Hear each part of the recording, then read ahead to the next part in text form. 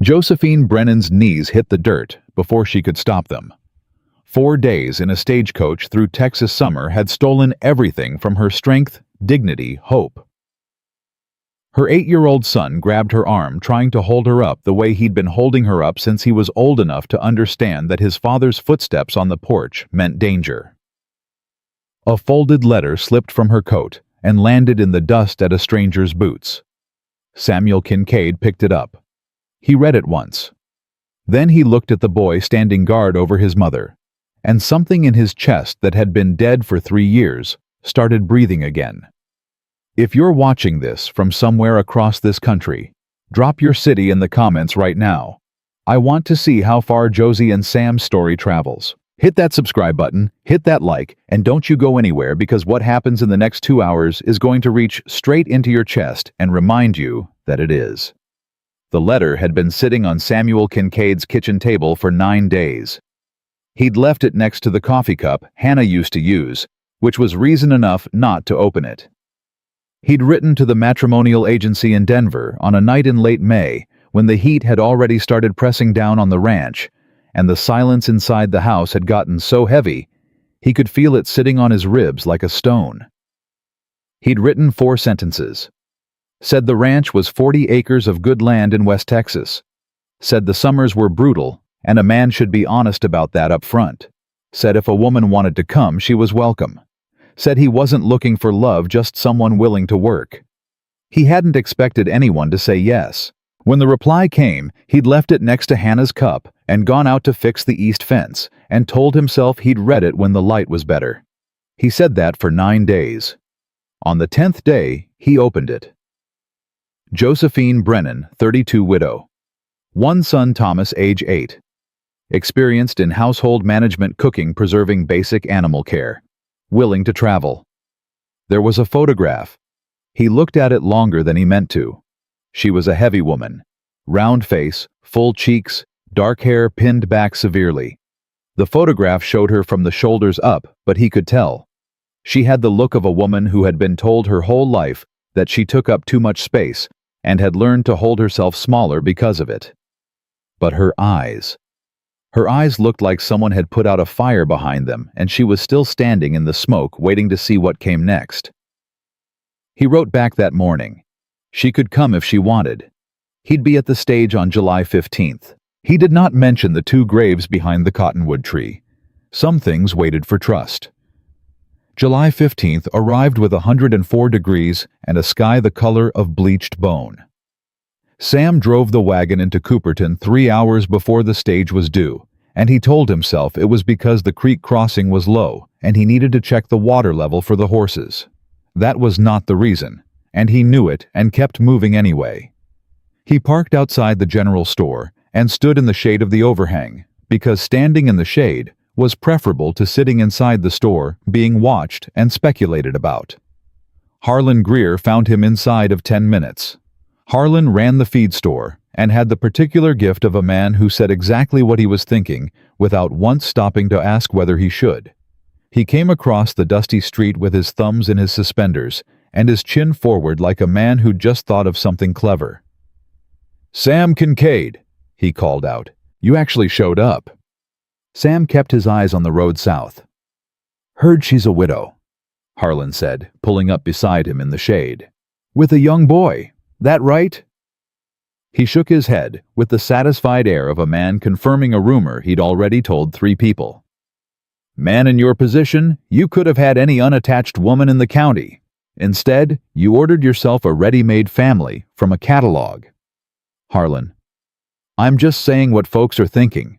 A woman nobody's seen from Ohio of all places, and you don't even know what she—" "I know what I need to know."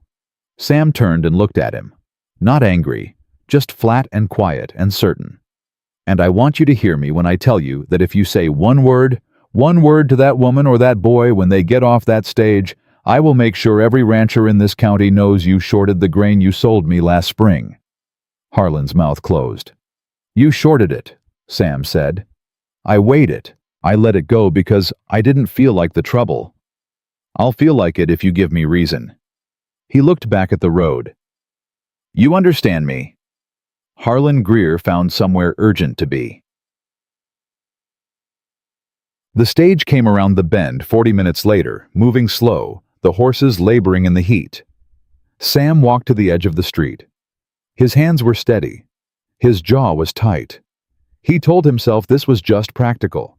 The ranch needed more than one pair of hands, and that was the whole of it. The coach rocked to a stop. Calhoun climbed down from the driver's box, caught Sam's eye, and his expression said something that Sam had no framework for yet. Not pity, not warning, something careful. "Kincaid," Calhoun said. "Got your party?" He paused. They had a rough ride. Before Sam could ask what that meant, the coach door swung open. A boy came first. 8 years old, brown curls plastered to his forehead with sweat eyes the color of creek water in spring, and wide with the specific fear of a child who has learned that arrival does not automatically mean safe. He dropped from the step and immediately turned back and reached up with both hands. "Mama, Mama, come on, I got you." Then the woman came through the door. Her boot caught the edge of the step and she went down. Not gracefully, not slowly, she went down hard knees, hitting the packed dirt, hands catching herself, at the last second, a sound coming out of her that she clearly did not mean to make. Short, sharp, bitten off the moment it started. The boy grabbed her arm. "Mama, I got you. I got you." His voice was 8 years old and 40 years old at the same time. Sam was already moving. He crossed the distance between them in 4 strides, crouched down, got his hand under her arm. "Ma'am, I've got you." She looked up at him. The first thing he saw was the bruising. Yellow-green faded to that sickly color that meant it was old. 2 weeks, maybe 3. But old didn't mean small. It had covered half her face when it was fresh. Her left eye still had a shadow at the outer corner. Her bottom lip had been split and had healed into a small ridge of scar tissue that would be permanent. She was heavier than the photograph had suggested. Soft in the arms, round in the middle, the kind of woman who had probably been called names by people who thought they had the right to comment on how much space she occupied in the world. But her eyes. Her eyes were brown, warm like honey, and in them right now was not fear, not shame. Though those were there too, but a calculation fast and sharp and exhausted. She was measuring him. Measuring the distance to the coach. Measuring options. "Josephine Brennan," she said. Her voice was level, Eastern but not soft. A teacher's voice. The kind that had learned to stay steady when everything around it wasn't. "I'm Josephine Brennan." "Samuel Kincaid." He helped her to her feet, felt her pull back from his grip the moment she had her balance. Not rude, just reflex. "You all right?" "I'm fine." She was not fine. They both knew it. "There's a water trough over there if you need—" "I said I'm fine, Mr. Kincaid." He stepped back, giving her space. That was when the folded letter fell from her coat pocket. It dropped straight down into the dust between them. She saw it at the same moment he did. Something moved across her face. Resignation, maybe? Or relief? Like a decision that had already been made was now just becoming official. Sam picked it up. Looked at her. She gave him a single nod. He stepped away from the coach and unfolded the paper and read it. The handwriting was neat and careful. The handwriting of someone who had been educated and held onto it because it was one of the things that couldn't be taken. "Taite, Mr. Kincaid, you deserve the truth about who is arriving at your door. My husband did not die in an ordinary accident. Edmund Brennan was drunk when he fell from his horse. He was drunk most days in the last 2 years of his life. He had been a different kind of man when I married him at 20. By the end, he was the kind of man who called me his fat sow in front of our son, and laughed when the boy flinched.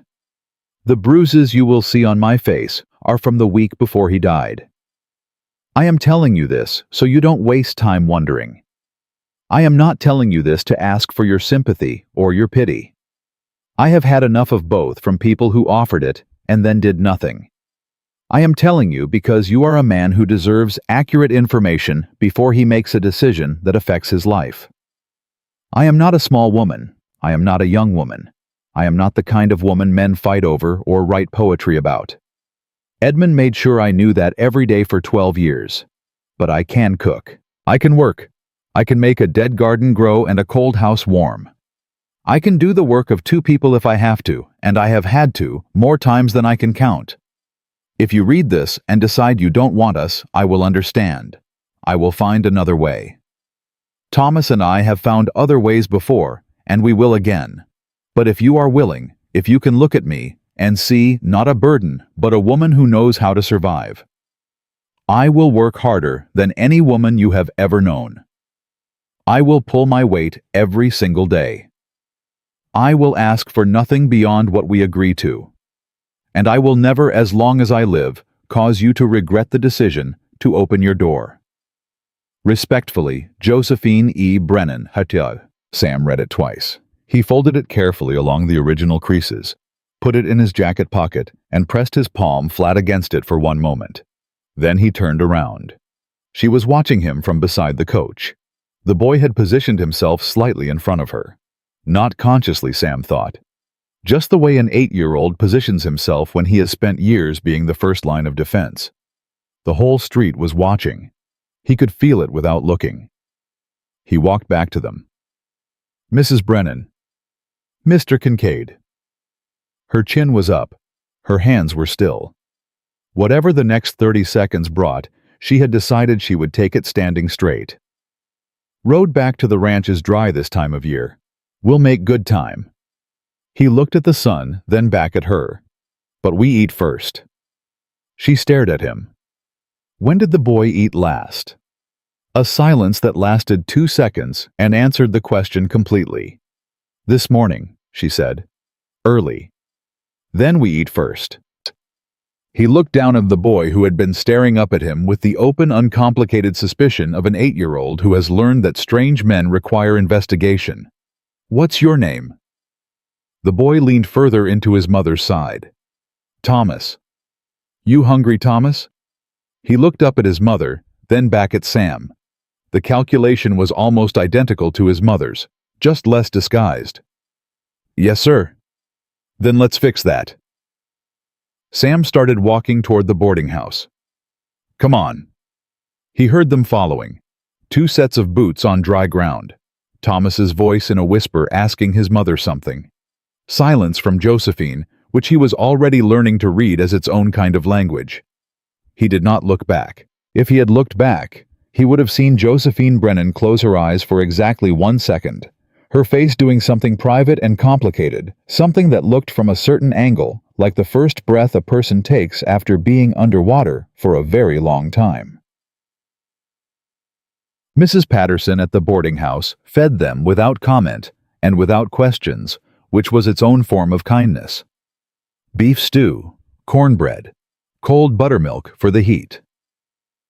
Thomas ate with the focused intensity of the genuinely hungry, both hands on the tablespoon moving fast. Josephine ate more carefully, watching Sam the way a person watches a door they're not sure is locked. Halfway through the meal, she set down her spoon. You didn't say anything. Sam looked at her. About the letter. I read it. I know you read it. You didn't say anything about what was in it. He set down his own spoon and considered his words the way you consider your footing on uncertain ground. One at a time, testing before you commit. What you wrote in that letter, he said. About what your husband called you. About what you endured. He met her eyes directly. A man who would say those things to his wife is not a man. He's a coward who found someone smaller than him and took his failures out on her because he didn't have the spine to face them himself. Thomas had stopped eating. He was watching Sam with those creekwater eyes, something moving behind them that Sam couldn't quite read. I'm going to be straight with you, Sam continued. The way you were straight with me. My ranch is 40 minutes from town in good weather, in a bad summer storm half a day. We can be cut off by flash floods. The work is hard, and it does not stop. He paused. What I'm offering is a roof that doesn't leak food enough for the year, and my word, that what happened to you before will not happen under my roof. Not once. Not ever. Josephine's jaw tightened. She looked at the table. And what do you expect in return? That we figure out the rest like two adults with common sense and no illusions about what this is. He met her eyes again. Nothing more than that. She looked at him for a long moment. He could see her doing it, checking for the catch, looking for the place where the floor dropped away. He let her look. He had nothing to hide and no interest in pretending otherwise. "Thomas," Josephine said quietly, still holding his gaze. "Yeah, Mama. What do you think?" Thomas set down his spoon.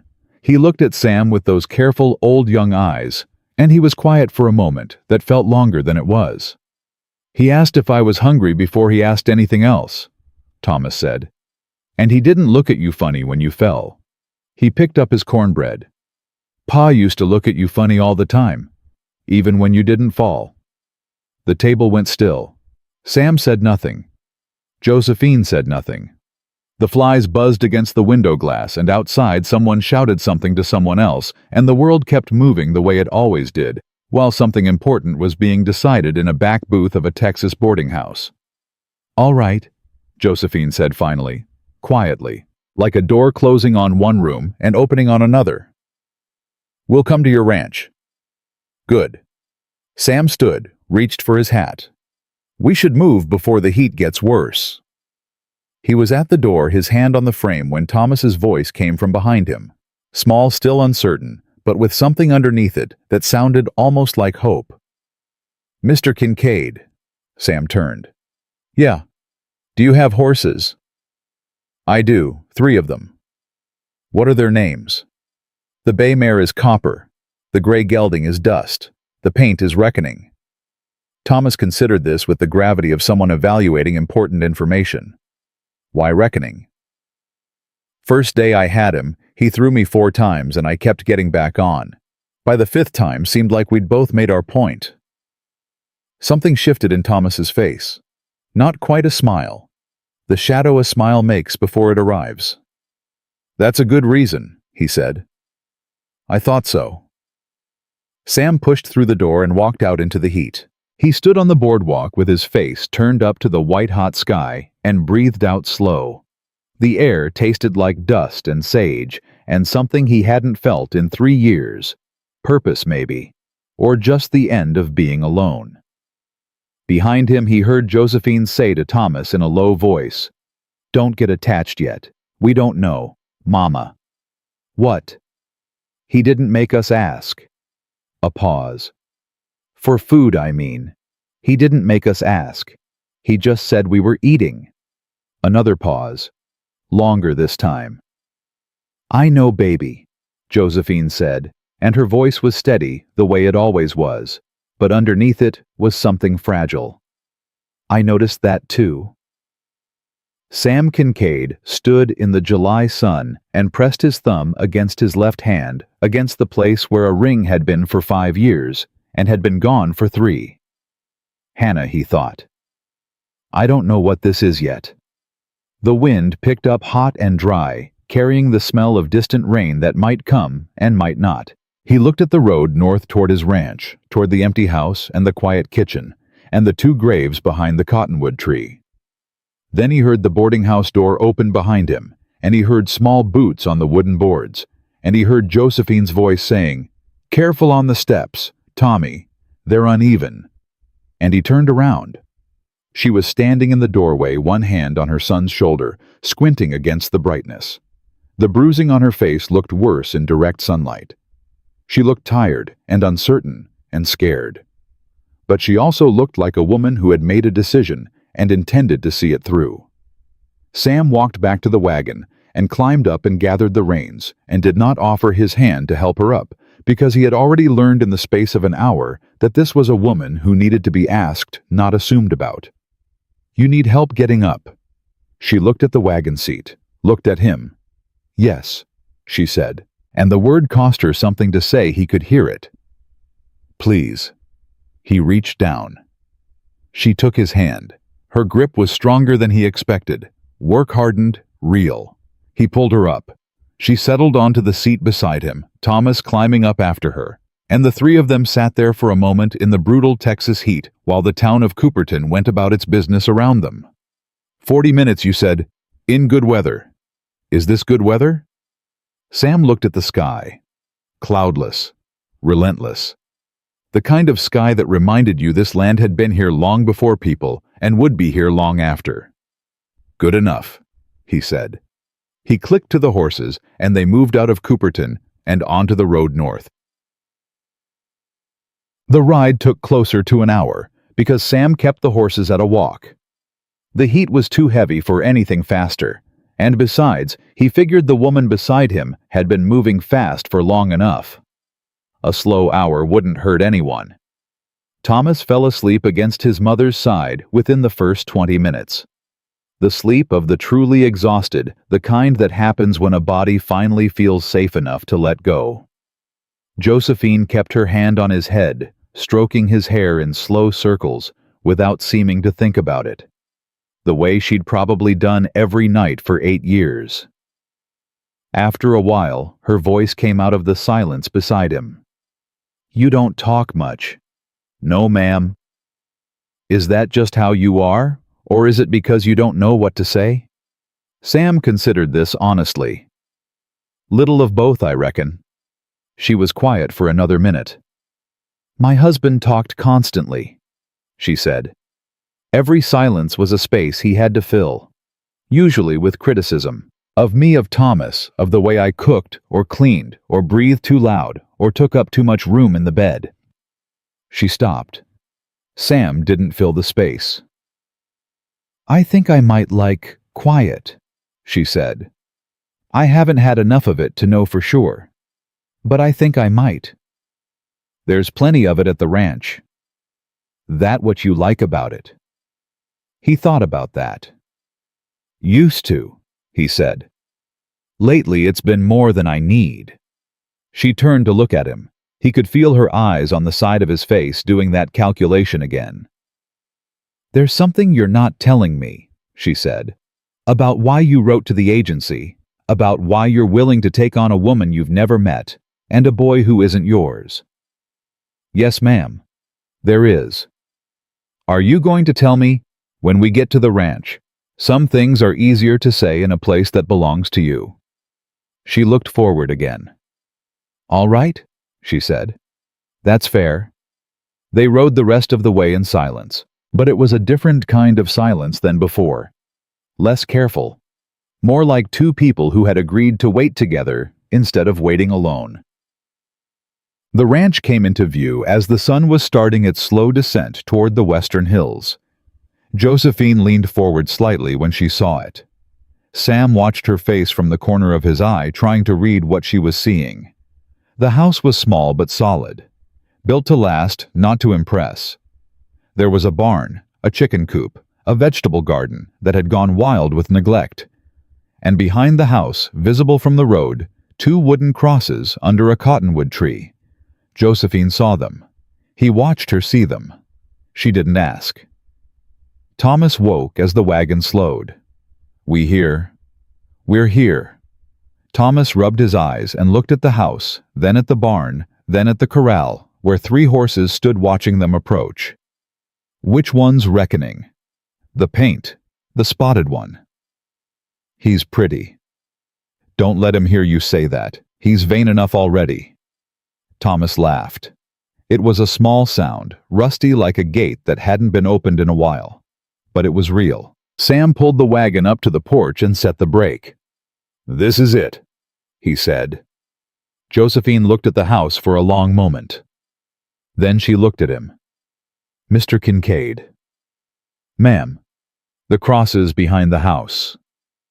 He knew this was coming. Had known since the moment she'd seen them. My wife, he said. And my son. 3 years ago this February. Her face did something complicated. I'm sorry. Thank you. What were their names?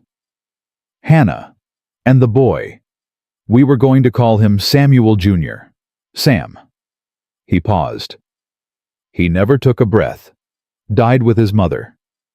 Josephine was quiet for a moment. Then she said, The garden's overgrown. It wasn't what he expected. Yes, ma'am. Hannah planted. She did. Josephine looked at the garden again, at the wild tomato vines and the untended herbs and the roses that had gone feral against the fence. "I'm good with gardens," she said. "If you'd let me work on it." Sam looked at her, at this woman who had just ridden 4 days through Texas summer, who had bruises on her face and a son who knew how to stand guard, who had written him a letter full of truth because she believed he deserved accurate information. "I'd like that," he said. She nodded once. Then she climbed down from the wagon before he could offer to help. Thomas jumped down after her and immediately headed for the corral, stopping at the fence to stare at the horses with the single-minded intensity of an 8-year-old who has found something more interesting than adults. Josephine stood in front of the house looking at the door like she was making a decision. "Mrs. Brennan?" She turned.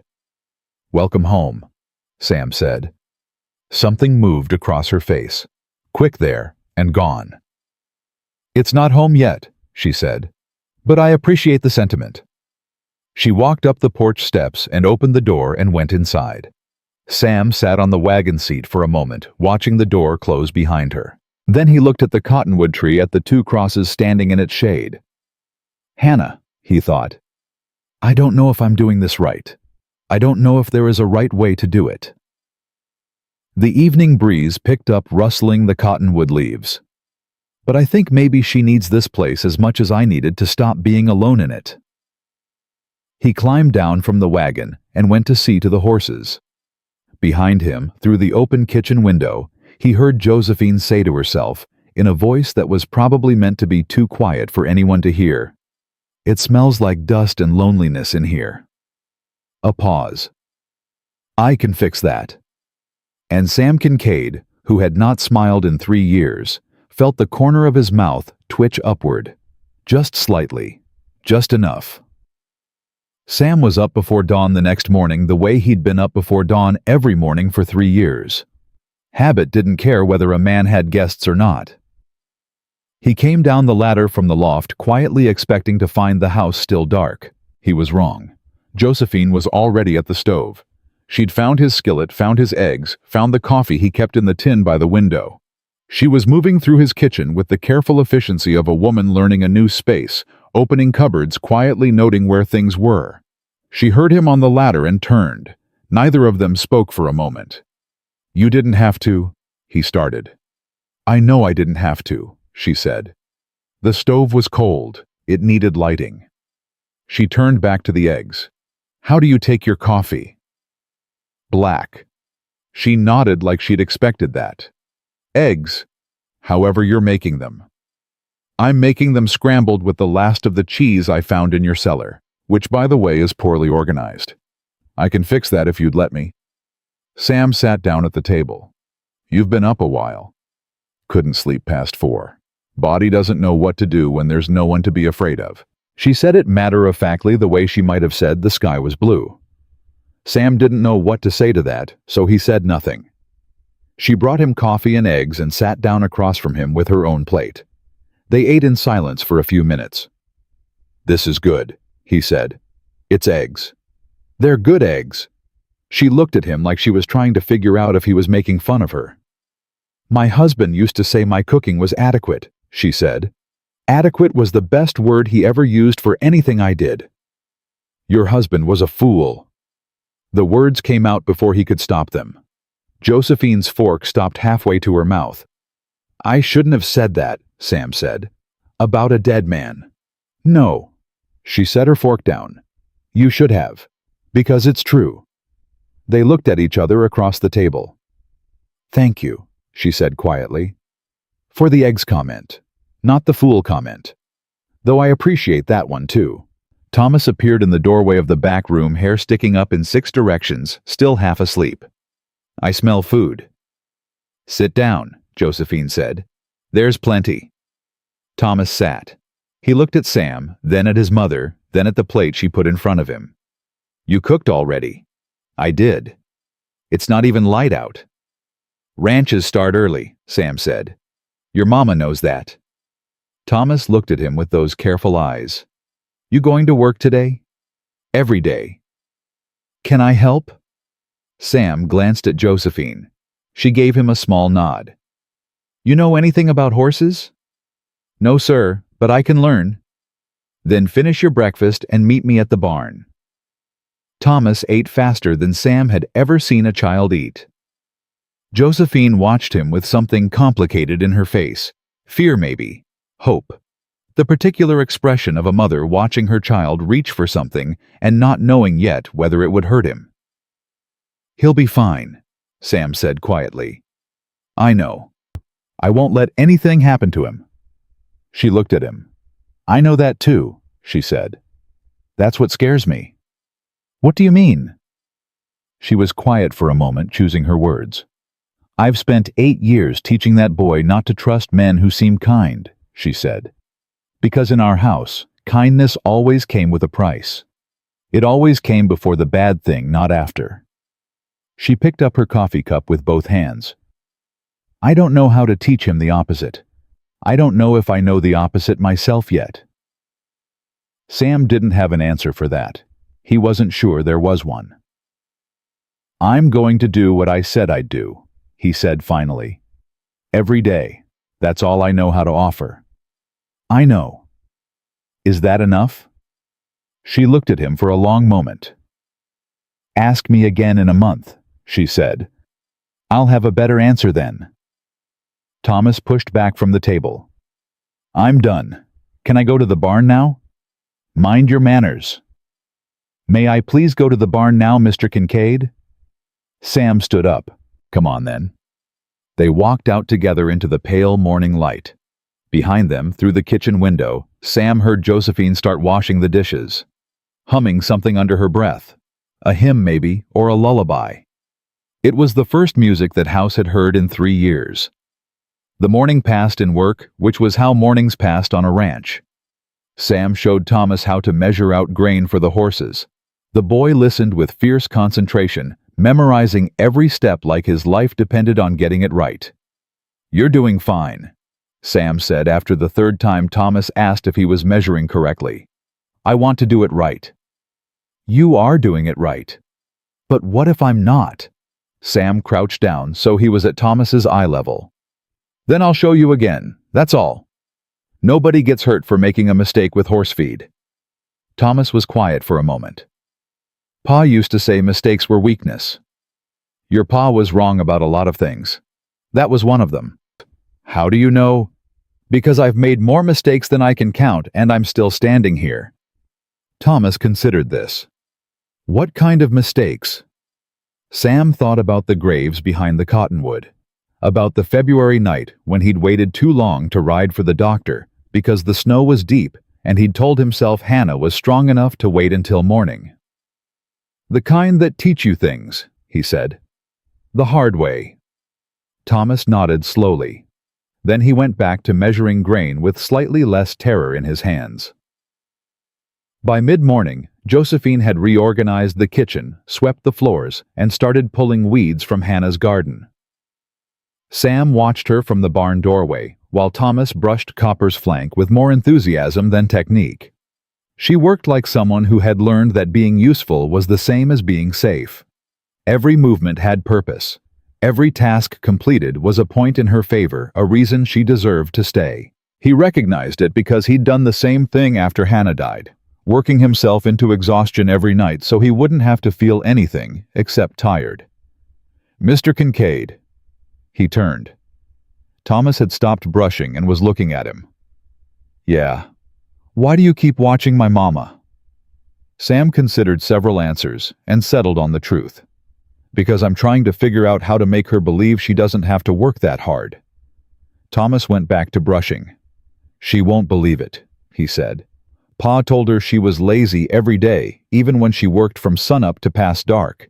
She's never going to believe she's done enough. It's stuck in her head. How do you know that? Because it's stuck in my head too. Sam felt something twist in his chest. Thomas. Yes, sir. You're doing good work, better than good. And when you're done with Copper, you can stop and rest and nobody's going to say a word about it. Thomas kept brushing. I know you said that, he said quietly. I just don't know it yet. There's a difference. Yeah, Sam said. There is. It was past noon when the wagon came up the road. Sam saw it from the corral where he was checking the fence line. A single rider driving a rented rig from town. His hand went to his hip before he remembered he wasn't wearing his gun. He'd stopped wearing it around the ranch after Hannah died. No point in a weapon when there was no one left to protect. He walked toward the house. Josephine had seen the wagon too. She was standing on the porch wiping her hands on her apron, and even from a distance, Sam could see the change in her posture. Rigid. Controlled. The way a person stands when they're preparing to be hit. The wagon pulled up and the man driving it climbed down. He was medium height, neat clothes, the kind of hat city men wore when they wanted to look Western. His smile was the first thing Sam noticed about him. It sat on his face like something that had been placed there, rather than something that grew. "Mrs. Brennan," the man said. "Or should I say Mrs. Kincaid now, word travels fast in small towns." Josephine said nothing. "I'm looking for my sister-in-law," the man continued, turning to Sam. "Josephine Brennan. I believe she may be residing here." "Who's asking?" "Victor Brennan, Edmund's brother." He smiled wider. "The family has been very worried about her. And about young Thomas, of course." "We're not going back," Josephine said. Her voice was steady. Sam heard what it cost her to keep it that way. "Now, Josephine—" "Mrs. Kincaid," Sam said. "Her name is Mrs. Kincaid." Victor's smile flickered. "I see. A hasty marriage to a stranger. That's concerning." "Concerning to who?" "To the family. To anyone who cares about the welfare of that boy." Victor looked past Sam to where Thomas had appeared in the barn doorway, frozen watching. "Edmund's son deserves to be raised properly, by blood relations, not by strangers in the middle of nowhere." "Edmund's son is standing right there," Sam said. "You want to say that again where he can hear you?" Victor's jaw tightened. "I didn't come here to argue, Mr. Kincaid. I came to assess the situation, to make sure my nephew is in acceptable circumstances. And I have concerns." "Such as?" Victor looked at Josephine, then back at Sam. "Such as a widow with a history of emotional instability marrying a man she's known for less than a week. Such as a child being removed from his family without proper consultation. Such as, 'Get off my land.'" Sam said it quiet. The kind of quiet that doesn't need volume. Victor stopped talking. "This is my property," Sam said. "That woman is my wife. That boy is under my roof. You're not welcome here. I'm a lawyer, Mr. Kincaid. I know my rights. And I know mine. You're trespassing. Leave." Victor looked at him for a long moment. The smile was gone now. What was underneath it was colder. "This isn't over," he said. "I have resources. I have connections. I'll file a petition with the territorial court. I'll have that boy removed from this place and put somewhere appropriate. You can try." "I will do more than try." He climbed back onto the wagon, picked up the reins, looked at Josephine one more time. "Edmund always said you were more trouble than you were worth," he said. "I'm beginning to think he was right." He drove away. The dust settled behind him. No one moved for a long moment. Then Thomas's voice came from the barn doorway, small and tight. "Is he going to take me away?" Josephine went to him, knelt down in the dirt, and put her hands on his face. "No," she said. "Nobody is taking you anywhere." He said, "I don't care what he said. You're staying right here." "But what if—" "Thomas." Sam's voice cut through. Both of them looked at him. "I need you to listen to me." He walked over and crouched down beside Josephine. "I made a promise to your mama that what happened before wouldn't happen under my roof. I'm making the same promise to you right now. Nobody is coming onto this land and taking you away. Not that man. Not anyone." Thomas's chin was trembling. "How do you know?" "Because this is my home," Sam said. "And you're in it. And I don't let people take things from my home." Thomas looked at him, then at his mother, then back at Sam. "Promise. Promise." Thomas nodded once. Then he turned and walked into the barn, and Sam heard him talking to the horses in a low voice, the way children talk to animals when they need something to hold on to. Josephine stood up slowly. "He'll be back," she said. "I know." "He won't stop. Victor never stops. He didn't come all the way from Ohio just to turn around." "I know that too." She looked at him. "Why are you doing this? You could have sent us away. Made it his problem, not yours." Sam was quiet for a moment. 3 years ago, I lost my wife and my son because I made the wrong call at the wrong moment. I waited when I should have acted. I've been living with that every day since." He looked at her directly. "I'm not making that mistake again." Josephine's eyes were bright. She blinked hard and looked away. "I need to finish the garden," she said. "Josephine." "I need to finish the garden, Sam." It was the first time she'd used his first name. He let her go. That evening after supper, after Thomas had fallen asleep on the floor by the fire with one of Sam's books open on his chest, Josephine sat at the table with her hands wrapped around a cup of coffee that had gone cold. Sam sat across from her, not speaking, just present. "I need to tell you something," she said finally. "All right." "Victor isn't just Edmund's brother. He handled Edmund's legal affairs. He knew everything, the debts, the drinking, She stopped. He knew what Edmund was. He knew, and he never said a word. Never helped. Never intervened. Why? Because Edmund was useful to him. They had business together. And I think... She paused. "I think Victor blamed me for Edmund's failures. Like if I'd been a better wife, Edmund would have been a better man." "That's not how it works." "I know that. You know that. Victor doesn't. Victor thinks women are responsible for the men they marry. He thinks I drove Edmund to drink, that I wasn't enough to make him want to be sober." She looked at Sam. "He's going to say that in court. He's going to say I'm unstable, that I'm unfit, that Thomas would be better off with blood family than with a stranger who married me for convenience." "Let him say it. You don't understand. He has money. He has connections. He can make people believe. I don't care what he can make people believe." Sam leaned forward. "I care what's true. And what's true is that you crossed 4 states with a child to get away from a dead man's shadow. What's true is that boy in there has slept through the night twice now without waking up screaming. What's true is that you've worked harder in 2 days than most people work in a week, not because anyone made you, but because that's who you are." He held her gaze.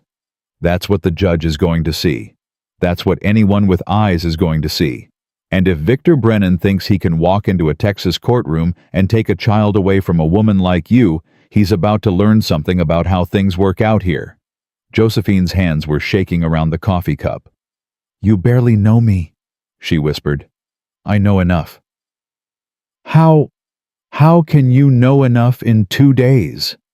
Sam thought about the letter, about the way she'd written the truth when she could have written what he wanted to hear, about the way she'd asked Thomas what he thought before she'd agreed to come to the ranch, about the way she'd looked at Hannah's garden and said she could fix it, not because she wanted credit, but because she saw something broken and couldn't stand to leave it that way.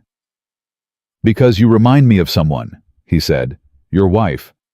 "No." He paused. "Me. After Hannah died, working so hard to prove I deserved to keep breathing when everybody I loved was gone." Josephine was very still. "I know what that looks like," Sam said.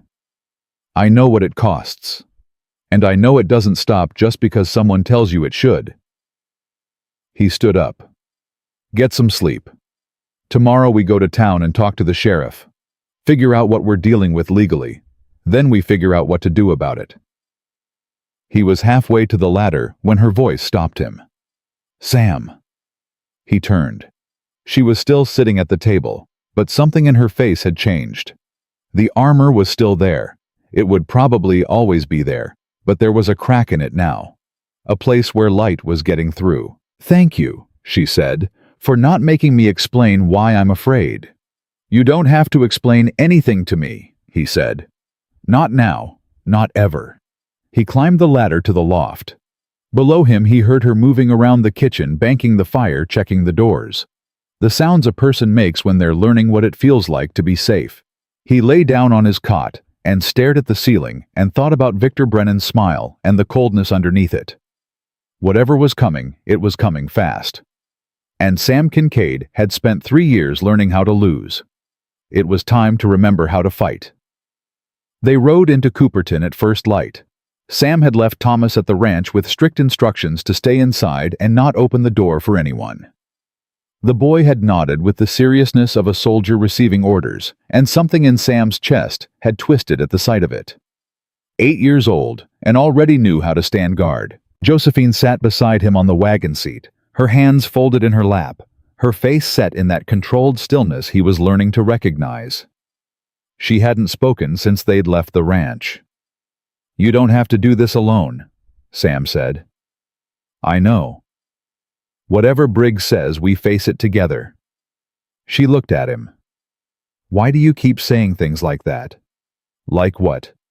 "Together. We. Like this is your problem too." "It is my problem." "It doesn't have to be." Sam pulled the wagon to a stop outside the sheriff's office. "Josephine, look at me." She did. "I made a choice when I read that letter. I made another choice when I put you on this wagon. I'm not a man who makes choices and then walks away from them." Edmund used to say that too. The words hit him like a slap. She saw it in his face and something flickered in her eyes. Regret, maybe. Or the beginning of an apology she didn't know how to make. "I'm sorry," she said. "That wasn't fair." "No, it wasn't. I don't know how to do this. I don't know how to trust someone who says the right things, because the last person who said the right things used them to hurt me." Sam was quiet for a moment. "Then don't trust my words," he said. "Watch what I do. That's all I'm asking." He climbed down from the wagon and offered her his hand. She looked at it, looked at him. Then she took it. Sheriff Tom Briggs was at his desk when they walked in, a cup of coffee in his hand and a stack of papers in front of him. He looked up and his expression shifted into something careful. "Kincaid, Mrs. Kincaid. Tom, sit down, both of you." They sat. Briggs set down his coffee and folded his hands on the desk. "Victor Brennan came to see me yesterday afternoon, right after he left your place, apparently. What did he want?" "He wanted to know the process for filing a custody petition in territorial court. He wanted to know what grounds were sufficient to remove a child from a parent's care. He wanted to know if I had any observations about Mrs. Kincaid's mental state." Josephine's hands tightened in her lap. "What did you tell him?" "I told him I'd met her once briefly, and she seemed perfectly sound to me. I told him the process for filing a petition. I'm not in the business of hiding legal information from citizens, even ones I don't like." "And?" Briggs reached for one of the papers on his desk. "He filed this morning. Petition for emergency custody of Thomas Edmund Brennan.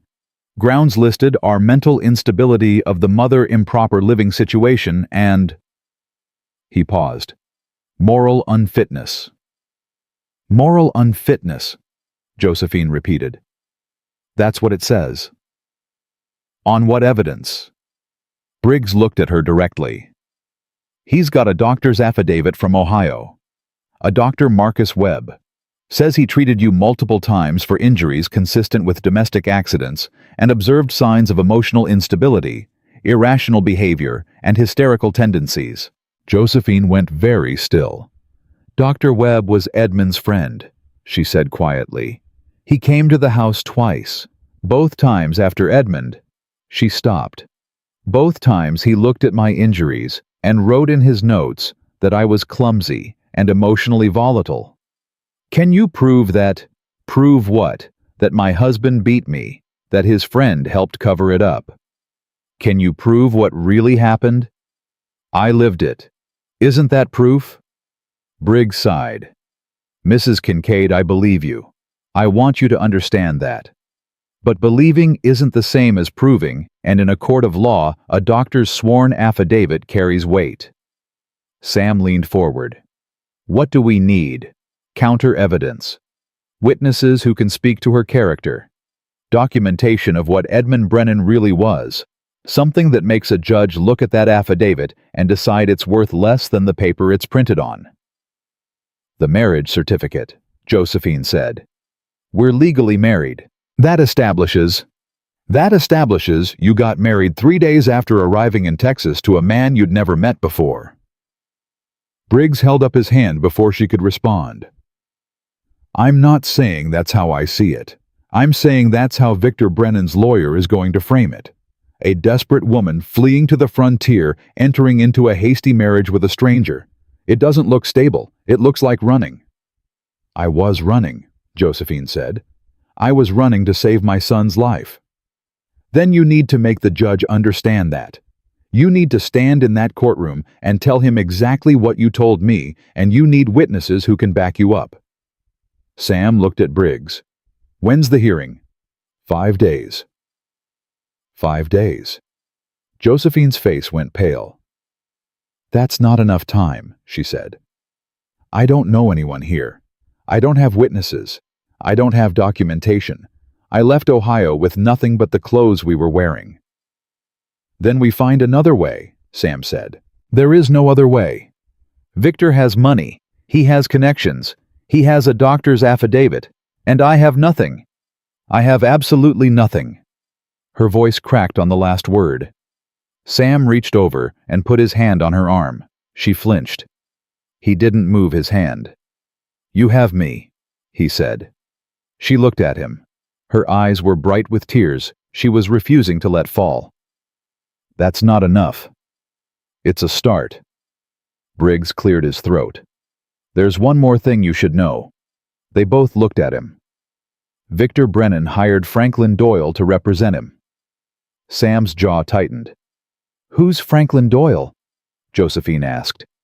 The best lawyer in the territory, Briggs said. Hasn't lost a case in 6 years.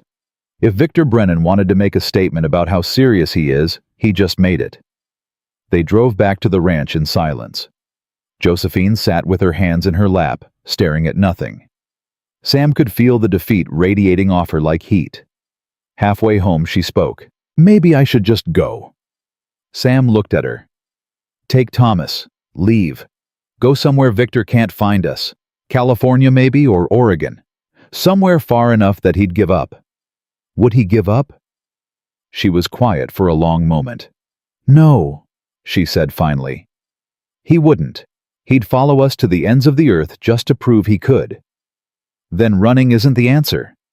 Fighting isn't the answer either. Not against a man like Victor with a lawyer like Doyle. Sam pulled the wagon to a stop in the middle of the road. What are you doing? Looking at you. Why? Because I need you to hear something, and I need to know you're actually hearing it. She turned to face him. You spent 12 years with a man who told you that you weren't enough, Sam said. That you were too much and not enough at the same time. Too heavy, too loud, too demanding, too weak. He made you believe that every problem was your fault and every solution was beyond your reach. Her jaw tightened. I know what he did. Do you? Because right now, you're talking like a woman who still believes him? I don't. You do. You're sitting there telling me that running is the only option because fighting won't work. That Victor's too powerful and you're too weak. That's Edmund talking. That's 12 years of being told you couldn't win, so you shouldn't try. Her eyes flashed. You don't know what you're talking about. Don't I? You don't know what it's like to fight someone who has all the power and lose every time. You don't know what it's like to have your own words used against you, to have your own body used as evidence that you deserved what happened to you. No, Sam said. I don't know what that's like, but I know what it's like to lose everything and believe it was my fault. I know what it's like to spend years thinking that if I'd just been better, faster, smarter, the people I loved would still be alive. Josephine went still. Hannah and I wanted children for 5 years, Sam said. She couldn't carry them. Lost 3 before they ever had a chance. When she finally got pregnant and stayed pregnant, we thought it was a miracle." He paused. "It wasn't. Her body wasn't strong enough. The doctor told us there might be complications. I told myself we'd handle them when they came." "What happened?" "She went into labor in February. Middle of the night. Snow was 3 feet deep and rising. I should have ridden for the doctor the moment it started, but she said she was fine, said it was too early to worry, said the snow was too dangerous." He stopped. "I believed her. I wanted to believe her. So I waited. And by the time I realized how wrong things were going, it was too late. By the time I got through the snow to the doctor and brought him back, they were both gone." Josephine's hand came up to cover her mouth. "I spent 3 years believing that if I'd just been faster, if I'd just ignored what she said and gone for the doctor anyway, they'd still be here. 3 years thinking that every decision I made was wrong, and every choice I had left was going to turn out the same way." He looked at her directly. "That's the voice in your head right now. The one telling you that you can't win. It's lying. The same way it lied to me. How did you stop believing it?" "I haven't," Sam said. "Not completely. Maybe I never will. But I stopped letting it make my choices for me. That's the difference." Josephine was quiet for a long time. Then she said, "What do you want me to do?" "Fight." "How?" "We start with what we have. Mrs. Patterson at the boarding house saw you when you arrived. She saw how hungry Thomas was. She can testify to that. Briggs can testify to what Victor's been doing since he got here. I can testify to the condition you were in when you stepped off that stage. That's not enough to counter a doctor's affidavit. Then we get more. We write letters. We find people in Ohio who knew what Edmund really was. We find that midwife you mentioned, the neighbor, anyone who saw the truth. The hearing is in 5 days. Then we work fast." She looked at him for a long moment. "You really believe we can win?" "I believe we have to try. I believe that boy back at the ranch deserves a mother who fought for him even if she lost. And I believe you deserve to find out what you're capable of when you stop assuming the answer is nothing." Her eyes filled with tears. "I don't know if I can." "You already have. You got on a stage in Ohio with nothing but your son and a hope. You rode 4 days through hell to get here. You handed me that letter knowing it might make me turn you away, and you did it anyway because you decided I deserved the truth." He reached out and took her hand. "That's not a woman who can't fight. That's a woman who's been fighting her whole life and forgot to notice." Josephine looked down at their joined hands, at his rough fingers wrapped around hers. "Sam." "Yeah, if we lose. We're not going to lose. But if we do, if Victor takes Thomas." Her voice broke. "I don't think I could survive that." "Then don't think about it. Think about the next thing. The next letter. The next witness. The next step. That's all you have to do. Just the next thing." She nodded slowly. "Okay. Okay. Okay. I'll fight." She squeezed his hand. "But you have to promise me something." "Name it." "If I start believing Edmund's voice again, if I start telling myself I can't do this, remind me of this moment. Remind me of what you said." "I will." "Promise." "I promise." She let go of his hand and turned to face forward. "Take me home," she said. "I have letters to write." Sam clicked to the horses. Home. She'd said home. That night, after Thomas was asleep, Josephine sat at the kitchen table writing letters by lamplight. Sam watched her from across the room, pretending to mend a harness that didn't need mending. "Stop staring at me," she said without looking up. "Wasn't staring. You've been looking at me for 20 minutes. I'm admiring your penmanship." She looked up then, and something almost like a smile crossed her face. "Liar." "Maybe." She set down her pen. "I wrote to Martha Collins. She was my neighbor in Ohio. She heard things through the walls. She saw me the morning after the worst night. I don't know if she'll write back. She was afraid of Edmund. Most people were. If she doesn't, then I try someone else. She picked up the pen again. I also wrote to a woman named Sadie Monroe. She was a midwife. She came to the house once when Edmund broke 2 of my ribs and I couldn't breathe. He told her I fell down the stairs. Did she believe him? No. But she didn't say anything either. Nobody ever said anything. Why are you writing to her then? Because she's the only person who saw what he did and didn't pretend it was something else. Even if she was too afraid to speak up, then maybe she'll find her courage now. Sam was quiet for a moment. There's something I've been meaning to ask you. What? The letter you wrote me. Before you got here. You said Edmund called you things, names. Josephine's hand tightened on the pen.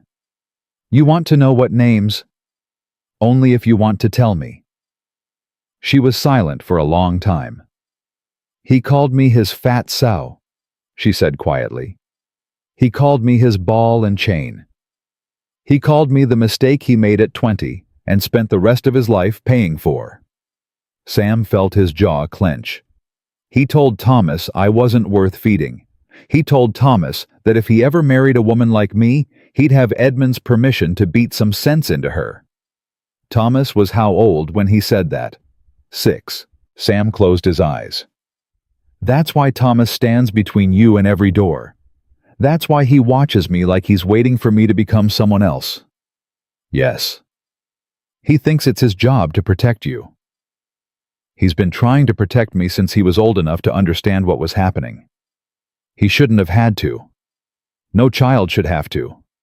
But I couldn't stop it, and he couldn't stop it, and so we just... She paused. We survived it. Together. That's all we could do. Sam stood up. What are you doing? He crossed the room to where she was sitting and crouched down beside her chair so he was at her eye level. Josephine, look at me. She did.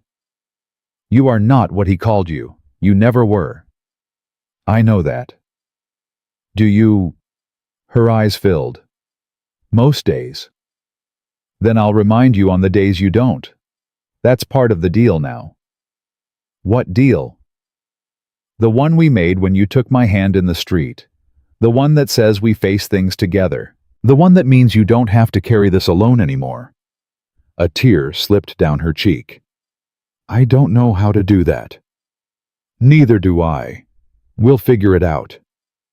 She laughed then, a broken sound, half sob, half something else. You're a strange man, Sam Kincaid. So I've been told. I don't know what to do with you. You don't have to do anything with me. Just let me be here. She looked at him for a long moment. Then she reached out and touched his face. Just for a second. Her fingers against his jaw light and uncertain. Thank you, she whispered, for seeing me. I've got good eyes. She laughed again, and this time it was less broken. Go to bed. I have more letters to write. Don't stay up too late. I won't. He was at the ladder when her voice stopped him. Sam. He turned. I'm glad I got on that stage. He nodded once. So am I. He climbed up to the loft and lay down in the dark, listening to the scratch of her pen on paper, and thought about 5 days. 5 days to build a case. 5 days to find witnesses. 5 days to convince a judge that a woman with bruises on her face and a stranger for a husband was a better mother than a rich lawyer with a doctor's affidavit. It wasn't enough time. They'd have to make it enough. Below him, Josephine's pen kept moving and the lamp kept burning, and somewhere in the back room, Thomas slept without dreaming for the first time in months. 3 people in a house that had been empty for 3 years. 3 people who had nothing but each other, and 5 days. Sam closed his eyes. It would have to be enough. The letters went out on the morning stage. 3 days passed with no response. Josephine stopped sleeping. Sam would come down the ladder at dawn and find her already at the table, dark circles under her eyes, another pot of coffee going cold beside her. "You need to rest," he said on the third morning. "I need an answer from Ohio. It takes time. The mail. We don't have time. The hearing is in 2 days." Thomas appeared in the doorway, watching them with those careful eyes. "Mama didn't sleep again." "I know. She does that when she's scared." Josephine's head came up. "I'm not scared." "You are," Thomas said quietly. "You were scared like this before Pa died too. You'd stay up all night listening for his boots on the porch." The kitchen went silent. Sam looked at Josephine. She was staring at her son with an expression he couldn't read. "Come here," she said. Thomas crossed the room, and she pulled him against her, wrapping her arms around him tight. "I'm sorry," she whispered into his hair. "I'm sorry you had to learn what that looked like." "It's okay, Mama." "It's not okay. None of it was okay." "I know." He pulled back and looked at her. "But we're somewhere else now. So maybe it can be okay from here." Sam felt something twist in his chest. 8 years old. Already old enough to comfort his mother. Already old enough to understand that the past couldn't be fixed, only survived. "I'm going into town," Sam said. "Check with Briggs, see if any mail came in on this morning's stage. I should come with you." "No, stay here with Thomas. Rest if you can." "Sam. Please." She looked at him for a long moment. Then she nodded. "Fine. But if there's news, I'll ride back fast." He was at the door when Thomas's voice stopped him. "Mr. Kincaid." "Yeah." "Can I show you something when you get back?" "What kind of something?" Thomas looked at his mother, then back at Sam. "Just something. From before." "All right. When I get back." Sam rode into Cooperton faster than he should have. The heat was brutal even in the early morning, and reckoning was lathered by the time they reached the main street. Briggs was waiting for him outside the sheriff's office. His face told Sam everything he needed to know before a word was spoken. "No letters. No letters." Briggs fell into step beside him. "But there's something else." "What?" "Victor Brennan's been busy. He's been talking to people around town, buying drinks at the saloon, asking questions about you." "What kind of questions?" "The kind that suggest he's trying to build a case that you're not a fit guardian either. Your wife's death, the circumstances, whether there was any negligence involved." Sam stopped walking. "He's saying I killed Hannah." "He's not saying it outright.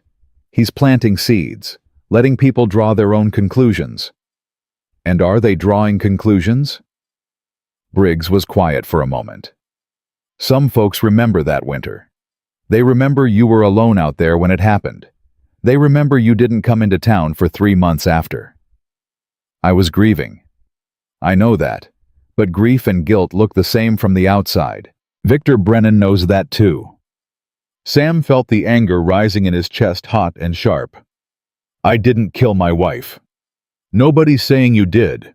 But if Brennan can plant enough doubt about your character, it makes Josephine's situation worse. A woman fleeing one dangerous man straight into the arms of another, that's the story he's trying to tell. It's a lie. Lies work in courtrooms if nobody contradicts them." Sam looked at him. "What do I do?" "Find someone who can speak to your character. Someone who knew you before Hannah died. Someone who can tell the judge what kind of man you really are." "I don't have anyone like that. I kept to myself. Hannah and I both did." "Then find someone who knew Hannah. Someone who can testify that your marriage was good, that you treated her well." Sam thought about it. "Doc Mercer," he said slowly. "He delivered Hannah's. He was there at the end. He saw what happened. He knows I did everything I could." "Is he willing to testify?" "I don't know. He moved to San Antonio 2 years ago. Can you get word to him in 2 days?" "I can try." "Then try." Briggs put his hand on Sam's shoulder. "I'm going to be honest with you, Kincaid. This doesn't look good. Victor Brennan came prepared. He's got money. He's got a good lawyer, and he's playing a long game. If you don't come to that hearing with something solid, you're going to lose. I know. Does Josephine know? Sam didn't answer. Tell her, Briggs said. She deserves to know what she's walking into. Sam rode back to the ranch with Briggs's words echoing in his head. Josephine was in the garden when he arrived, pulling weeds with the kind of focused intensity that meant she was trying not to think. Thomas was sitting on the porch steps, a worn leather book in his lap. She looked up when she heard the horse. Anything? No letters. Her face fell. But there's something else. We need to talk. He told her everything. Victor's campaign in town, the questions about Hannah, the implications Brennan was making. Josephine listened without interrupting. When he finished, she was quiet for a long moment. So he's trying to destroy both of us. Looks that way. And we have nothing, no witnesses, no evidence, nothing but our word against his. We have each other. She laughed, but there was no humor in it. You think that's enough? I think it has to be. Sam. She stood up, brushing dirt off her hands. I've been in this position before, against a man who had all the power and I had none. I know how it ends. This isn't the same. Isn't it? No. Because this time, you're not alone. This time you've got someone standing beside you who's not going to back down. And what happens when standing beside me means you lose everything, your reputation, your ranch, everything you've built. Then I lose it. Why? Why would you do that for a woman you've known for a week? Sam looked at her, at this woman who had learned to expect nothing from anyone because everyone who should have given her something had failed her. Because it's the right thing to do, he said. Because that boy over there deserves a mother who knows what it feels like to be fought for. Because I spent 3 years doing nothing while the world moved on without me, and I'm done doing nothing. Her eyes filled. I don't know how to believe you. Then don't. Just watch. That's what I asked you to do, and I'm asking again. Watch what I do, not what I say. Thomas's voice came from the porch. Mama. They both turned. Can I show Mr. Kincaid now? What I wanted to show him. Josephine looked at Sam, then at her son. What is it, baby? Something I brought from Ohio. I didn't show you because I didn't want you to be sad. But maybe, he hesitated, maybe it could help. He held up the worn leather book in his lap. What is that? Sam asked. My drawing book. I've had it since I was 5.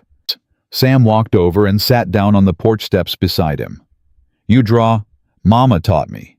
Before things got real bad, she used to draw with me. Then she got too tired, but I kept doing it. He opened the book. The first few pages were what Sam expected. Childish drawings of horses and dogs and houses. The kind of thing any child might draw. Then the pictures changed. A man standing over a woman on the floor. The man's fist raised. The woman's hands up protecting her face. A woman with dark marks on her arms sitting at a table. A small boy watching from a doorway. A man drinking from a bottle, his face twisted with anger. Page after page after page. Sam felt his throat tighten. Thomas, he said quietly, did you draw these? Yes, sir. All of them. Yes, sir. I drew what I saw. Mama always said I should draw what I see, because that's how artists learn. Josephine had come over. She was staring at the book with her hand pressed over her mouth. Thomas, she whispered, why didn't you tell me? Because you were sad enough already. I didn't want to make you sadder. Oh, baby. She sat down on his other side and pulled him close. I'm sorry, she said. I'm so sorry you saw those things. I tried to hide it from you. I tried. You couldn't hide it, Mama. The walls were thin. I could hear everything.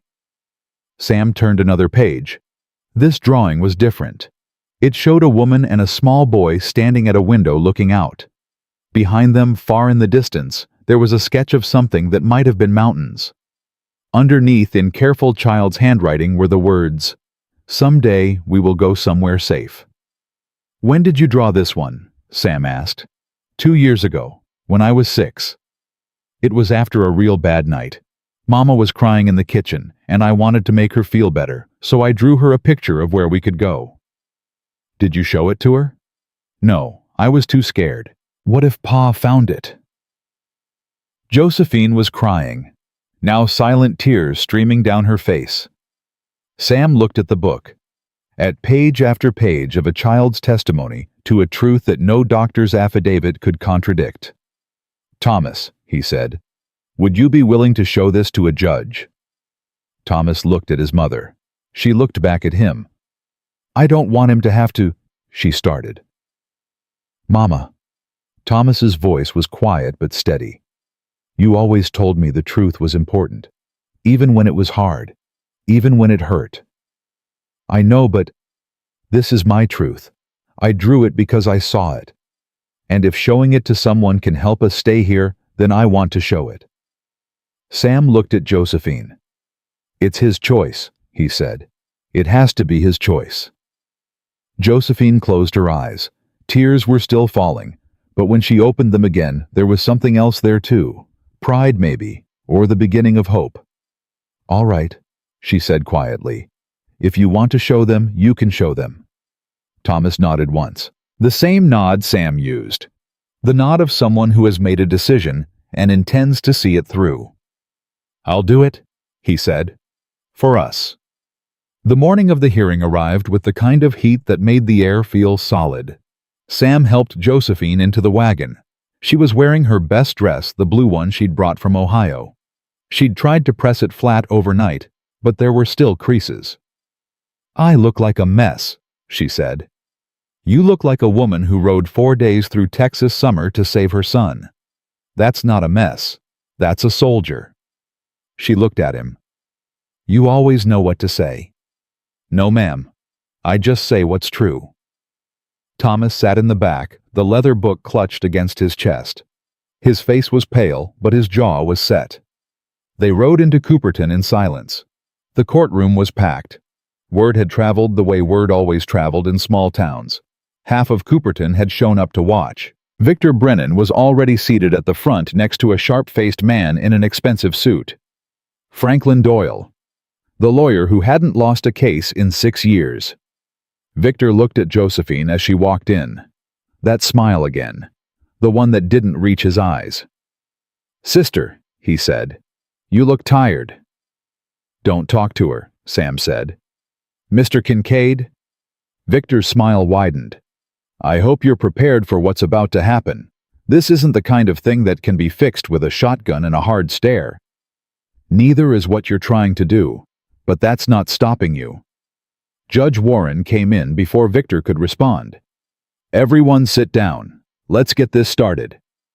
The next hour was the longest of Sam's life. Franklin Doyle was everything Briggs had warned about. Smooth, confident, devastating. He presented Dr. Webb's affidavit with the air of a man laying down a winning hand. He described Josephine's flight from Ohio as erratic behavior consistent with documented mental instability. He painted her marriage to Sam as a desperate attempt to create an appearance of respectability. And through it all, Josephine sat rigid in her chair, her hands folded in her lap, her face showing nothing. When Doyle finished, Judge Warren looked at their side of the room. Does the respondent wish to make a statement? Sam started to stand. Josephine put her hand on his arm. No, she said quietly. I need to do this myself. She stood up. The room went quiet. Your Honor, she said, my name is Josephine Brennan Kincaid, and I have been waiting 12 years to tell my story to someone who might actually listen. She didn't shout. She didn't cry. She spoke the way she'd written that letter plainly, specifically with details that couldn't be invented. She told him about Edmund, about the first time he hit her, about the last time, about all the times in between. She told him about Dr. Webb's visits, about the notes that said clumsy and hysterical, when the truth was beaten and terrified. She told him about Thomas standing in doorways, learning to read his father's moods, the way other children learned to read books. She told him about the night she decided to leave, about packing one bag in the dark while Edmund slept off another bottle, About walking to the stage station at dawn with her son's hand in hers, and nothing but hope and fear to guide her. And when she was done, she looked directly at Victor Brennan. "My husband called me his fat sow," she said. "He called me worthless. He called me a mistake he spent his life paying for. And your brother—" She nodded at Victor, sat in our parlor and watched my bruises change color and never said a word. Victor's face went tight. "Mr. Kincaid calls me his wife." Josephine continued, turning back to the judge. "He calls me capable. He has never once raised his hand to me or his voice at me. He has never made me feel small." She paused. "That difference is all the court needs to know." The room was absolutely silent. Then Judge Warren said, "Is there any additional evidence you wish to present?" Sam stood. "There is, Your Honor." He looked at Thomas. Thomas stood up, the leather book in his hands, and walked to the front of the room. "What is this?" Warren asked. "My drawings, sir." Thomas's voice was thin but steady. "From before, when we still lived in Ohio." He opened the book and held it up so the judge could see. Warren looked at the first page, then the next, then the next. His face changed with each one. When he reached the drawing of the woman and boy at the window, "Someday we will go somewhere safe," he set the book down and was quiet for a long moment. "How old were you when you drew these?" he asked. "Started when I was 5, sir. That last one I was 6. And these pictures show what you actually saw in your home." "Yes, sir. Mama said, 'Draw what you see.' So I did." Warren looked at Victor Brennan, at Franklin Doyle, at the doctor's affidavit sitting on the table. Then he looked at Thomas. "Son, I want to ask you something, and I need you to answer honestly. Can you do that?" "Yes, sir." "Are you happy where you are now at Mr. Kincaid's ranch?" Thomas was quiet for a moment. "I sleep through the night now," he said. "I didn't used to do that. I used to wake up every time I heard boots on the floor because I thought it might be Pa, and Pa's boots meant trouble." He paused. "I don't listen for boots anymore. I don't have to." Warren nodded slowly. "Thank you, son. You can sit down." Thomas walked back to his seat. Josephine put her arm around him and pulled him close. Warren looked at Victor Brennan. "Mr. Brennan, I've heard your petition. I've reviewed your evidence.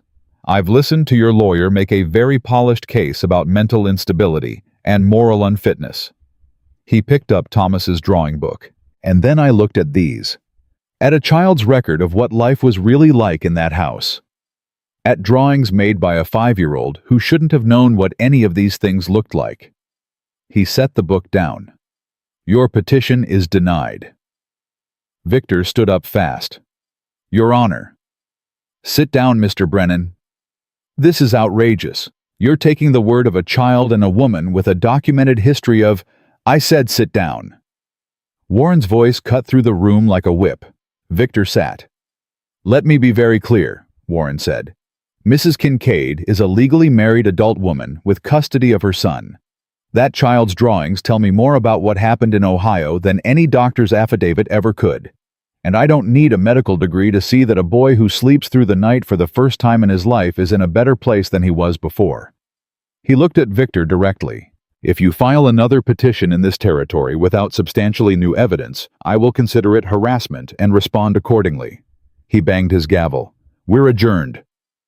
The room erupted into noise, but Sam barely heard it. He was watching Josephine. She was still sitting in her chair, her arm around Thomas, her face absolutely still.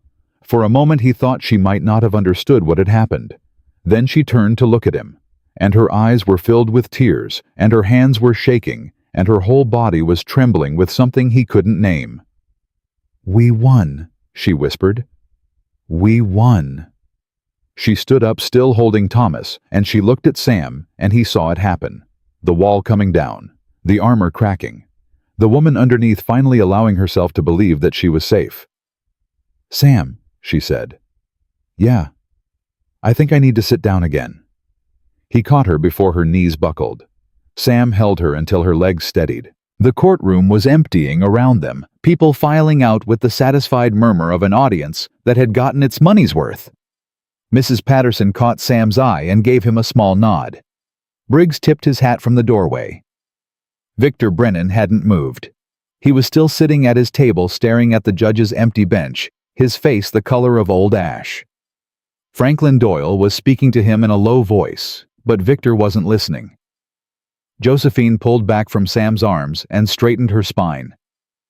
"I need to do something," she said. "What?" "Wait here." She walked across the courtroom to where Victor sat. Sam started to follow. Thomas put his hand on Sam's arm. "Let her," the boy said. "She needs to." Victor looked up as Josephine approached, his face twisted into something ugly. "Come to gloat." "No." "Then what?" Josephine stood in front of him, this man who had watched her suffer for 12 years and called it her fault. This man who had traveled 1,000 miles to take her son away. This man who still believed even now that he was the wronged party. "I came to tell you something," she said. "I don't want to hear anything from you. I know you don't, but I'm going to say it anyway because I spent 12 years not saying things and I'm done with that now." Victor's jaw tightened. "Edmund was your brother," Josephine said. "And I understand that you loved him. I understand that losing him hurt you. I understand that it's easier to blame me than to accept what he really was. He was a good man. He was a man who beat his wife and terrorized his son. He was a man who drank himself to death because he couldn't face the person he'd become. And you knew. You knew Victor. You sat in our parlor and watched the bruises fade, and you never said a word." Victor stood up fast. "I don't have to listen to this." "No, you don't. You can walk out that door and go back to Ohio and spend the rest of your life telling yourself that I was the problem. That's your choice." She stepped closer. "But I want you to know something first. I forgive you." Victor stared at her. "I forgive you for not helping. I forgive you for watching and doing nothing. I forgive you for coming here and trying to take my son. Not because you deserve it, but because I'm tired of carrying the weight of what you and Edmund did to me. I'm putting it down now. I'm walking away." She turned to leave. "You'll regret this," Victor said. She stopped, looked back at him. "No," she said. "I won't." She walked back to where Sam and Thomas were waiting. "Ready to go home?" Sam asked. "Yes." She took his hand. "I am." They walked out of the courtroom together. Victor Brennan left Cooperton on the afternoon stage. Sam heard about it from Briggs the next day. Victor hadn't spoken to anyone, hadn't stopped at the hotel, just walked straight from the courthouse to the stage depot and bought a ticket east. "You think he'll come back?" Sam asked. "No," Briggs said.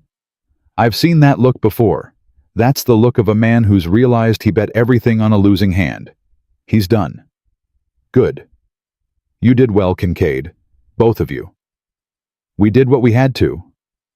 That's usually the hardest kind of doing." Sam rode home slowly. The heat had broken overnight, and there was a hint of something cooler in the air. Not autumn yet, but the promise of it. When he came up the road, he could hear laughter from behind the house. He tied Reckoning at the rail and walked around to the garden. Josephine was on her knees in the dirt, her hands black with soil, her hair coming loose from its pins. Thomas was beside her, holding a trowel, his face streaked with mud. They were planting something. Tomatoes maybe, or peppers. Something that would grow. "You're getting dirt everywhere," Sam said. Josephine looked up at him and smiled. It was the first real smile he'd seen from her. Not the guarded, almost smile. Not the careful arrangement of features that passed for pleasant.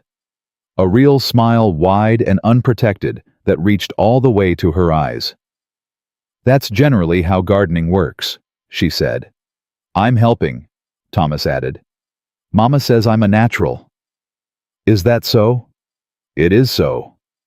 Josephine stood up, brushing dirt off her skirt without much success. "He's got good hands for it. Gentle." "I want to plant carrots next," Thomas said. Mama says we can't until spring, but I want to plan where they'll go. Sounds like you've got a whole operation in mind. I do. I'm going to draw it, like a map. He ran inside to get his drawing book. Sam watched him go. Then he looked at Josephine. You're different, he said. Am I? Something's changed. She was quiet for a moment. Then she said, I think something broke, in the courtroom. When Warren said we won something that had been holding me together for 12 years just came apart. Is that good or bad? I don't know yet. She looked at her dirt-covered hands. I think maybe it was the thing that was keeping me from feeling too much. The wall I built to survive Edmund. It kept the bad out, but it kept everything else out too. And now it's gone. And I don't know how to be a person without it. I've never been a person without it. I put it up when I was 20 years old, and I've been standing behind it ever since. Sam stepped closer. Does that scare you? Terrifies me. She looked up at him. But I think maybe that's all right. I think maybe being terrified of something new is better than being numb to something old. I think so too. How do you know? Because I've been standing behind my own wall for 3 years, and right now looking at you, I can feel it starting to crack. She was very still. Sam. Yeah? What happens when both our walls come down? He reached out and touched her face. Her cheek was warm under his palm, and there was dirt smudged across her forehead, and she was looking at him with those honey-brown eyes that had learned to expect nothing and were slowly, carefully allowing themselves to hope. I don't know, he said, but I'd like to find out. Even if it's messy. Especially if it's messy. Clean and easy hasn't worked out too well for either of us. She laughed. A real laugh surprised out of her. You're a strange man, Sam Kincaid. So you keep telling me. I think I might love you. The words hung in the air between them. Josephine's face changed. He watched the fear flood in the old reflexive terror of having said too much, exposed too much, given someone a weapon they could use against her. I shouldn't have, she started. Josephine. I didn't mean to. Josephine. She stopped. I think I might love you too, he said, but I don't know how to say it yet. I've only said it to one person in my life, and she's been gone for 3 years, and the words feel rusty in my mouth. Her eyes filled. I don't need you to say it. I know, but I want to. When I can. When the words feel true, and not just borrowed from the person I used to be.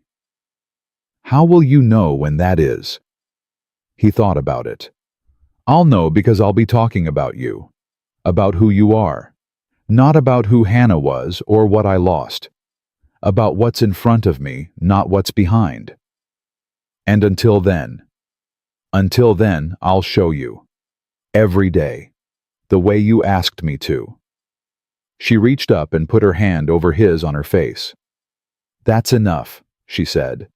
That's more than enough. Thomas came back out with his drawing book and spent the next hour planning a garden that would have required 40 acres instead of 4. Sam and Josephine sat on the porch and watched him measure invisible rows and argue with himself about the proper spacing of vegetables. He's happy, Josephine said quietly. He is. I don't think I've ever seen him happy. I've seen him careful. I've seen him watchful. I've seen him relieved, but not happy. There's a first time for everything. Yes. She leaned her head against his shoulder. There is. The weeks that followed were ordinary in the way that matters most. Sam taught Thomas how to ride. Really ride, not just sit on a horse while it walked. The boy took to it with a fierce determination that reminded Sam of himself at that age. He's got good instincts, Sam told Josephine one evening. He gets that from my father. My father was a horseman before he died. You never told me that. There's a lot I haven't told you. 12 years of marriage to Edmund, I learned to keep things small, to make myself smaller, to not take up space with my own stories. You can take up space here. She looked at him. I'm learning that. It's slow. That's all right.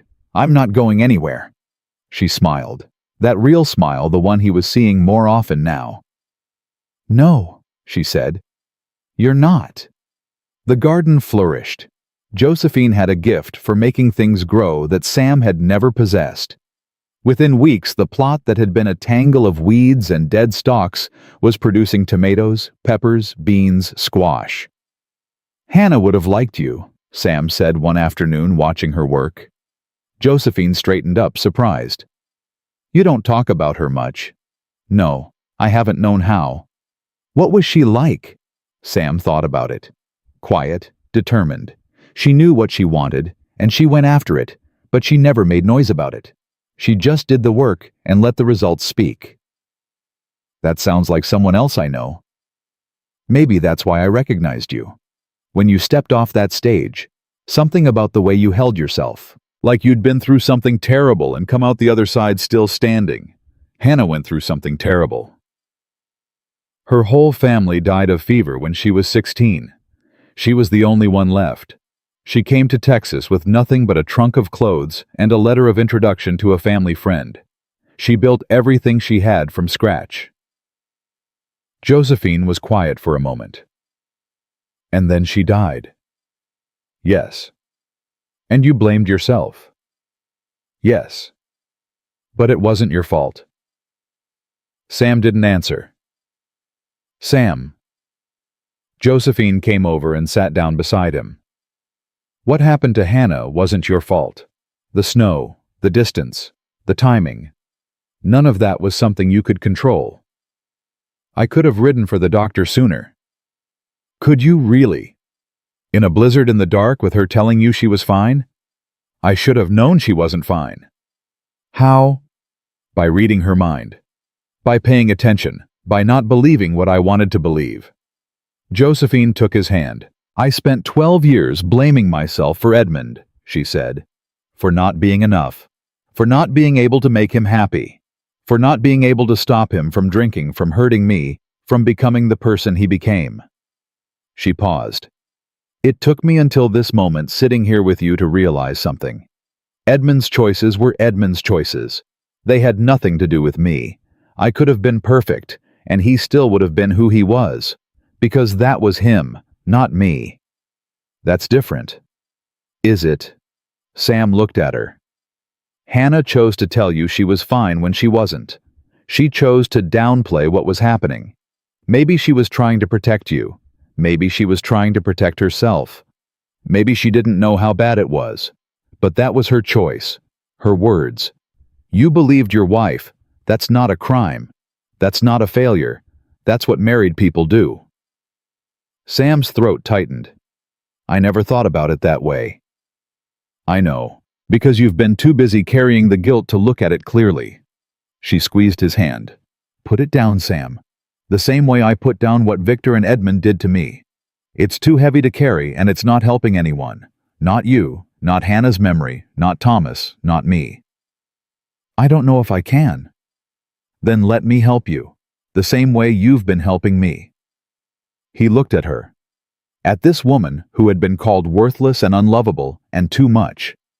At this woman who had crossed 1,000 miles with nothing but hope. At this woman who had stood in a courtroom and spoken her truth and walked out the other side. Okay, he said. Okay. Okay. Help me. She smiled. That smile. I already am. That night, after Thomas was asleep, Sam and Josephine sat on the porch and watched the stars come out. I have something to tell you, Josephine said. What? She took a breath. I'm late. Sam looked at her. Late. My cycle. I'm 2 weeks late. He stared at her. You mean? I don't know for sure. It's too early to know for sure, but... She put her hand on her stomach. I think maybe there's a chance. Sam felt his heart stop. Then start again faster. Josephine. I know. It's soon. It's too soon. We barely know each other and we've only been married a few weeks and... Josephine. She stopped. He took her face in both hands. "Do you want this?" "I don't know.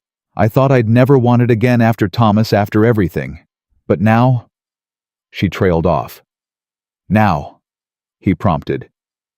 "Now I'm sitting on this porch with you, and I can hear Thomas sleeping in the next room, and I'm looking at a garden I planted with my own hands, and I think maybe I do.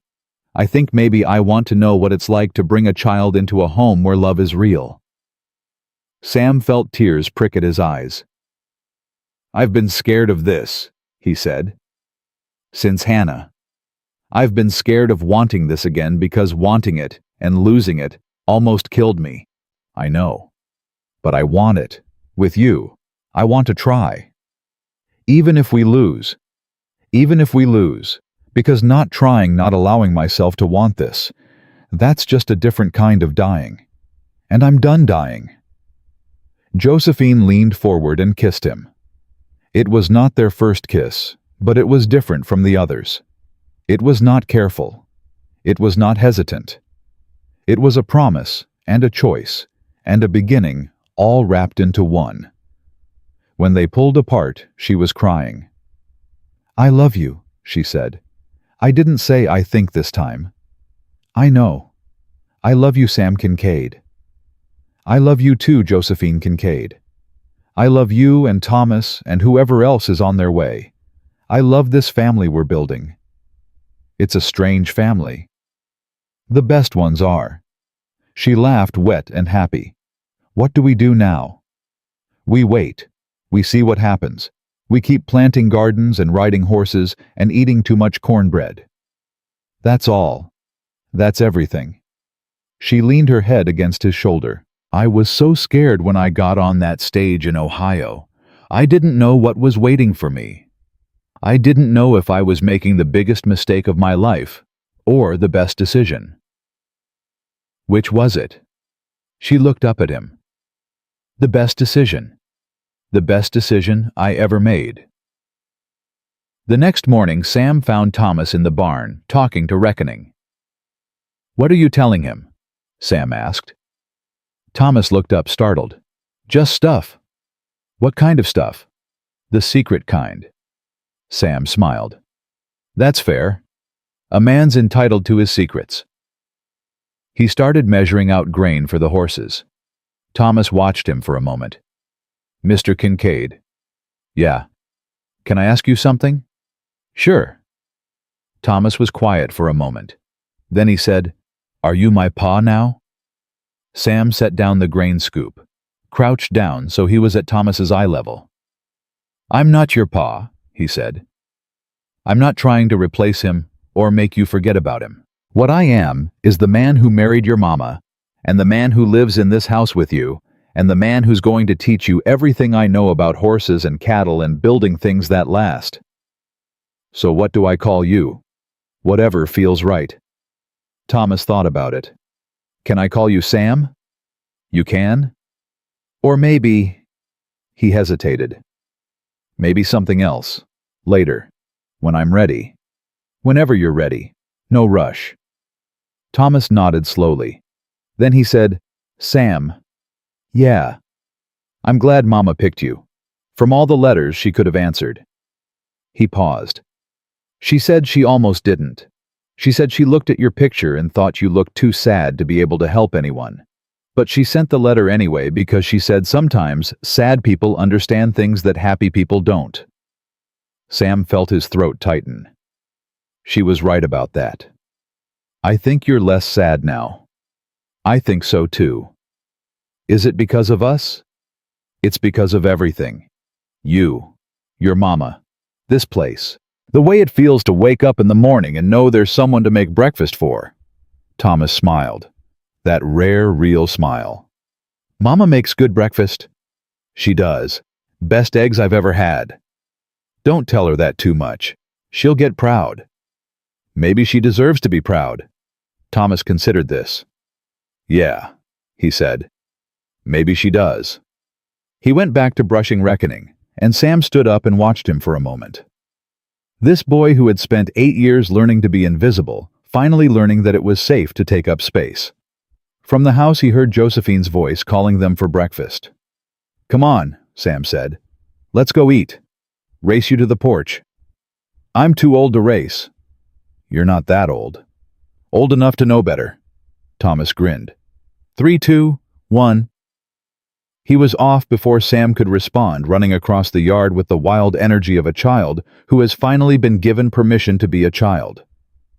Sam watched him go. Then he walked after him slowly, taking his time, letting the morning settle around him like a blanket. Josephine was standing on the porch when he got there, Thomas already inside, the smell of coffee and bacon drifting through the open door. "He beat you," she said. "He cheated. He's 8. Cheating has no age requirement." She laughed. He climbed the steps and stood beside her, looking out at the land. At the garden growing strong. At the horses grazing in the corral. At the cottonwood tree, where 2 graves sat quiet in the morning light. "Good morning, Hannah," he said softly. Josephine took his hand. "She'd be happy for you," she said. "I like to think she would." "I think so too." He looked at her, at this woman who had arrived broken and found her way to whole. At this woman who had taught him that love wasn't something you only got one chance at. "Ready for breakfast?" she asked. "Ready for everything." She smiled. He followed her inside. The door closed behind them, and the morning went on, and the ranch that had been silent for 3 years was silent no more. And in the kitchen a family sat down to eat together, and the smell of coffee filled the room, and a boy laughed at something his mother said, and a man who had forgotten how to live remembered. Not because the past was erased, not because the pain was gone, but because he had learned finally that a heart broken open has more room in it than a heart that stays closed. And the love that filled that room that morning, that moment, was proof, not of happy endings, but of new beginnings, which in the end are the only kind of endings that matter.